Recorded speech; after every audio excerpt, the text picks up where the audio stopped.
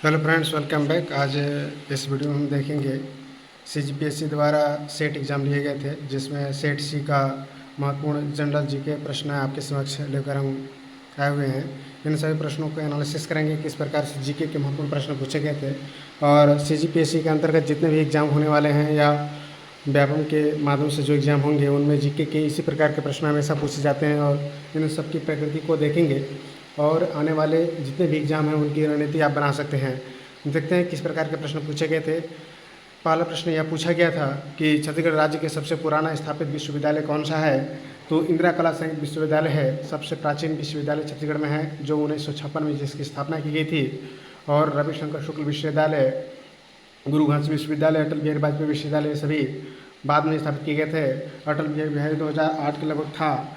गुरु घासीदास विश्वविद्यालय भी लगभग 64 के आसपास है। रविशंकर था। इस प्रकार से आप देख सकते हैं, इसका सी ऑप्शन होगा। इसी के साथ ही भारत का प्रथम विश्वविद्यालय जिसकी स्थापना 1857 में की गई थी, कौन सा शहर में किया गया था। इसका राइट ऑप्शन बी ऑप्शन यानी कोलकाता होगा।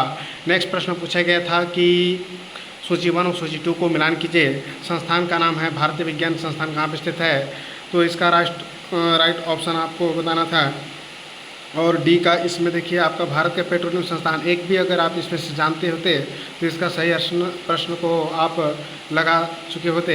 जैसा कि भारत का पेट्रोलियम संस्थान कहाँ पर स्थित है, तो इसका राइट ऑप्शन सी दिखा रहा है डी का, यानी कि ए का 2 हो जाएगा, यानी कि भारतीय विज्ञान संस्थान स्थित है बेंगलुरु में। इस प्रकार से बी ऑप्शन इसमें करेक्ट होता है। नेक्स्ट पूछा गया था कि भारत की उच्चतर शिक्षा प्रणाली में कौन सी प्रमुख समस्या की पहचान एनईपी 2020 द्वारा नहीं की गई।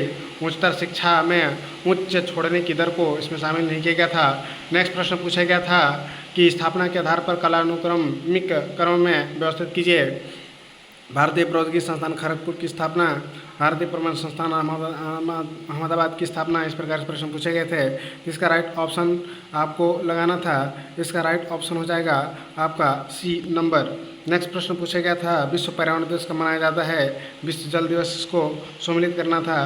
तो इसका राइट ऑप्शन हो जाता है ए का 4, यानी कि आप जानते पर्यावरण दिवस अभी को 5 जून को मनाया गया था और विश्व जल दिवस कब मनाया जाता है, तो 22 मार्च को। इस प्रकार से बी ऑप्शन इसमें करेक्ट हो जाता है। नेक्स्ट प्रश्न पूछा गया था कि पर्यावरण संरक्षण के उद्देश्य से निम्न में से किसमें दीर्घकालिक निम्न उत्सर्जन का प्रस्ताव अक्टूबर 2020 में पारित किया गया था अंतर्राष्ट्रीय सौर संधि के द्वारा।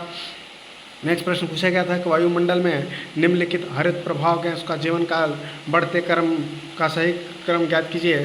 तो इसका राइट ऑप्शन होता है सी ऑप्शन हो जाता है। नेक्स्ट पूछा गया था कि निम्न में से किसे ओजोन परत की पाई जाती है, तो समताप मंडल में ओजोन परत पाई जाती है। इसका राइट ऑप्शन होता है। नेक्स्ट पूछा गया था कि सभी संभावित प्रदूषक हानिकारक रसायन होते हैं, हानिकारक रसायनों के निर्माण हेतु मानव जिम्मेदार है। तो इसका दोनों कथन सही था, कथन 1 और 2। नेक्स्ट प्रश्न पूछा गया था कि ईमेल क्लाइंट क्या है, जी मेल, ये ऑप्शन 40 का हो जाता सही। फिर पूछा गया था कि डिजिटल शिक्षा के संदर्भ में एमओसी का क्या अर्थ होता है। इसका होता है मैसिव ओपन ऑनलाइन कोर्सेज, यानी कि डी ऑप्शन इसमें सही होता है। सुरक्षित लेन देन के लिए ई गवर्नेंस में साधारणतः किस तकनीक का उपयोग किया जाता है। इसका राइट ऑप्शन हो जाता है ब्लॉकचेन तकनीक का प्रयोग किया जाता है, 38 का ये होता है।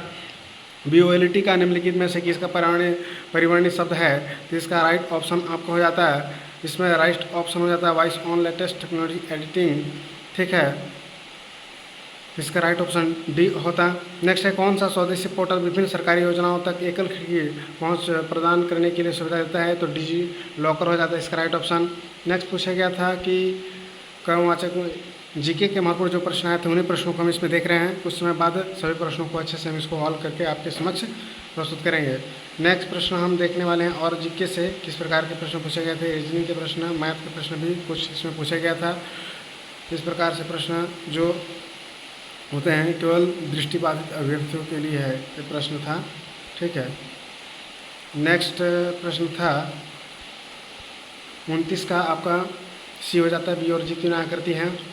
राजनीतिक इसका 28 का आपका हो जाता है, सी नंबर सही है।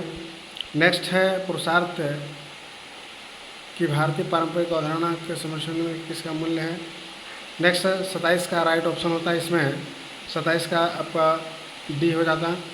नेक्स्ट पूछा गया था प्रश्न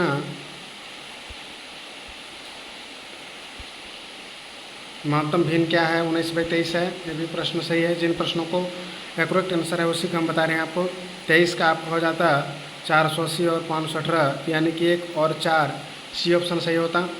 प्रश्नवाचक निशान के स्थान पर आने वाले 10 में 10 जोड़े तो 20 हुआ, 20 में 11 जोड़े तो 31 और 31 में 12 जोड़े तो 43 का बी ऑप्शन सही होता। 21 का सी ऑप्शन राइट होता। ठीक है। नेक्स्ट है संज्ञात्मक क्षमता से अभिप्राय क्या है, जानने पहचानने की क्षमता। प्रत्येक भाषाओं में विश्व दृष्टि का तात्पर्य है विश्व को देखने का नज़रिया। भाषाओं में समानता का तात्पर्य है अर्थगत। अनुवाद की भिन्न भिन्न भाषाओं में निहित जिस समानता से संभव होता है वह है अर्थगत। नेक्स्ट है शिक्षा शास्त्री प्रारंभिक शिक्षा के लिए मातृभाषा को सर्वाधिक उपयुक्त माध्यम इसलिए मानते हैं कि मातृभाषा में संज्ञात्मक क्षमता का विकास होता है। इसको अनुच्छेद के पढ़ को बताना था। हम अभी इसको देख रहे हैं किस प्रकार के महत्वपूर्ण प्रश्न आए थे। जिन प्रश्नों को उत्तर हमें मालूम नहीं है उन प्रश्नों को कुछ देर में आपके पास हम लेकर आएंगे।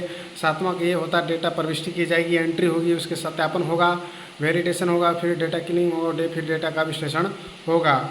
नेक्स्ट प्रश्न पूछा गया था कि विश्वसनीय स्तर इस प्रकार के अनुसंधान के पूछा गया था। इसको अनुच्छेद को पढ़कर बनाना था, बहुत ही अच्छा प्रश्न था।